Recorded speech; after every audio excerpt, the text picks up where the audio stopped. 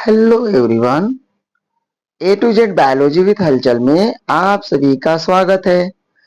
Virus series को आगे बढ़ाते हुए आज हम लोग जीवाणु भोजी पर चर्चा करेंगे।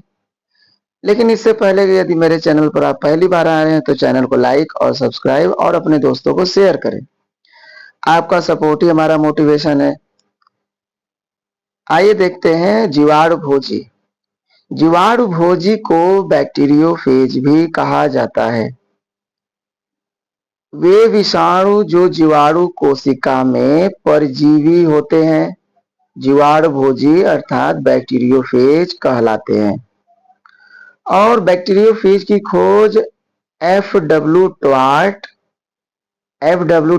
ने 1915 ईस्वी में और फेलिक्स डी हेरेल ने 1917 ईस्वी में किया।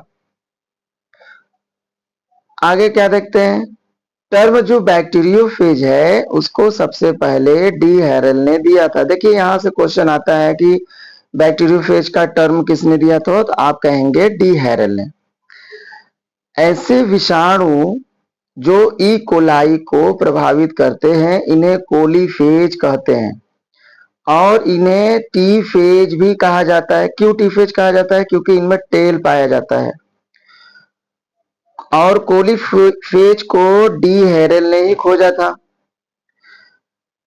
और ऐसे विषाणु जो बीजीए ब्लू ग्रीन एल्गी को प्रभावित करते हैं उन्हें साइनोफेज कहा जाता है। इसकी खोज सफरमैन और मॉरिस ने 1963 ईस्वी में, कब? 1963 में किया था साइनोफेज की खोज। आइए आगे चलते हैं, टाइप्स देख लेते हैं। लेकिन टाइप्स देखने से पहले यदि मेरे चैनल पर पहली बार आए हैं तो चैनल को लाइक और सब्सक्राइब जरूर कर दीजिएगा ताकि हमारे आने वाले सभी वीडियो का नोटिफिकेशन आपको मिलता रहे। बैक्टीरियोफेज को देखा जाए तो दो ग्रुपों में विभाजित किया गया है। पहला जो ग्रुप है उसे टी फेजेस कहते हैं और दूसरा जो है virulent and temperate phase. T phase के अंतर्गत देखा जाए तो T1 से लेकर T7 तक के फेजेस आते हैं और इनमें टेल प्रेजेंट होता है। इनमें क्या होता है? Tail present. और इनमें डबल स्टैंडर्ड डीएनए भी पाया जाता है। अगर टी फेज को देखा जाए तो टी फेज को भी आगे चलकर दो भागों में बांटा गया है। पहला जो है टी इवन फेज और T odd phase. T even phase में T2, T4, T6, T odd phase में T1, T3, T5 and T7 आते हैं। और इनमें जो टी इवन फेज होता है इनमें कॉन्ट्रेक्टाइल क्या होता है? कॉन्ट्रेक्टाइल टेल पाया जाता है। कौन सा टेल? कॉन्ट्रेक्टाइल टेल पाया जाता है। और इनमें न्यूक्लिक अम्ल जो डीएनए होता है, डीएनए में जो साइटोसिन होता है, इनमें साइटोसिन के स्थान पर 5 हाइड्रोक्सी मेथाइल साइटोसिन पाया जाता है। काफी ज्यादा इंपॉर्टेंट, इसको नोट डाउन करते चलिएगा साथ साथ आप लोग। अगर टी आउट फेज की बात करें तो इनमें नॉन कॉन्ट्रेक्टाइल टेल पाया जाता है और इनमें नॉर्मल साइटोसिन पाया जाता है। टी ऑड को भी दो ग्रुप में बांटा गया है, short tail and long tail. Short tail के अंतर्गत कौन कौन सा टी फेज है? T1, T3 और T7। इनके जो टेल होते हैं शॉर्ट होते हैं। और लॉन्ग टेल में T5।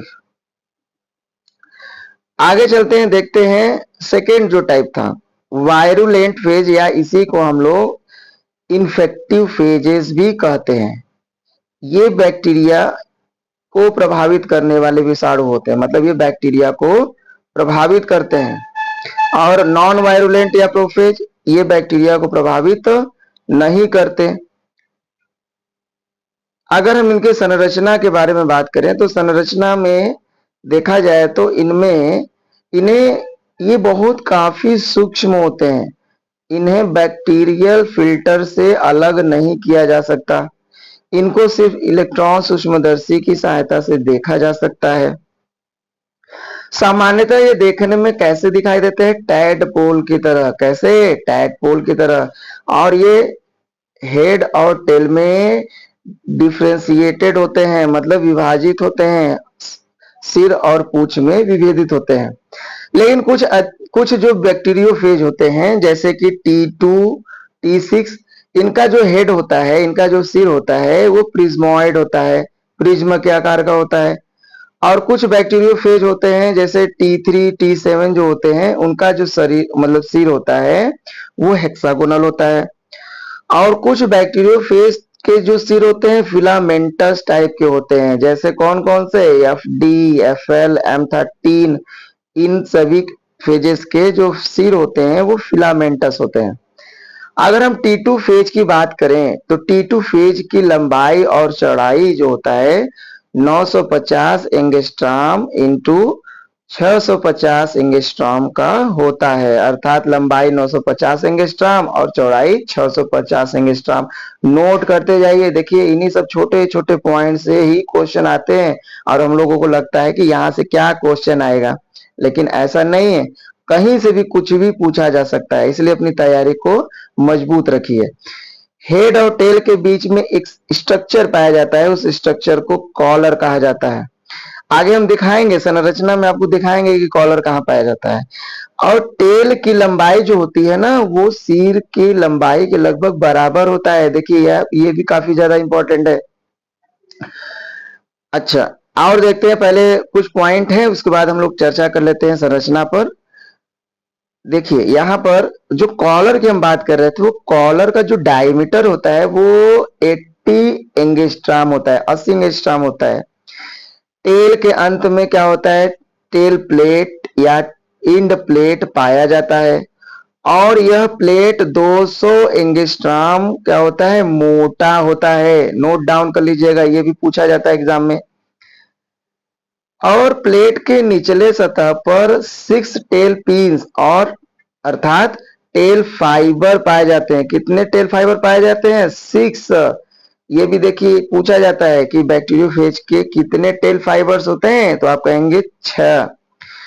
और जो ये टेल पिन्स की जो लंबाई होती है, मतलब टेल फाइबर्स की जो लंबाई होती है वो 1500 एंगस्ट्रॉम होता है। आप इसको भी क्या कर लें? नोट डाउन कर लीजिएगा। और मैं टेल फाइबर्स की बात करूं तो इनका जो फंक्शन होता है वो क्या होता है? जीवाणु की सतह से चिपकना, मतलब उनके साथ पकड़ बनाना। और सेकेंड है स्रावित एंजाइम की सहायता से ये लाइसिस की क्रिया करते हैं।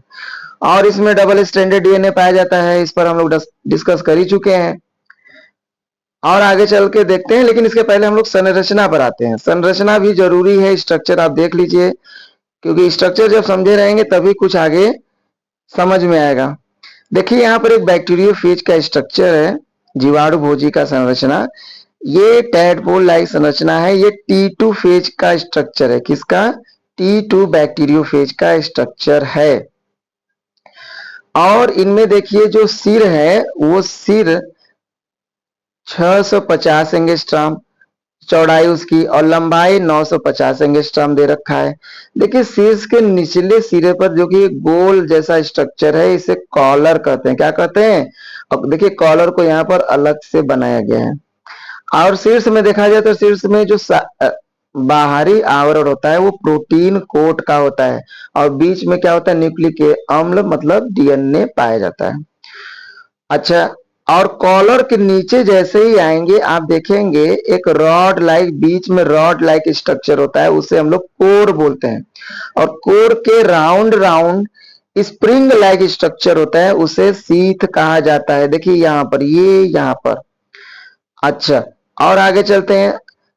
इसके इंड में आप देखेंगे तो इंड प्लेट पाया जाता है। ये इंड प्लेट कैसा होता है? देखिए यहाँ पर, ये यहाँ पर।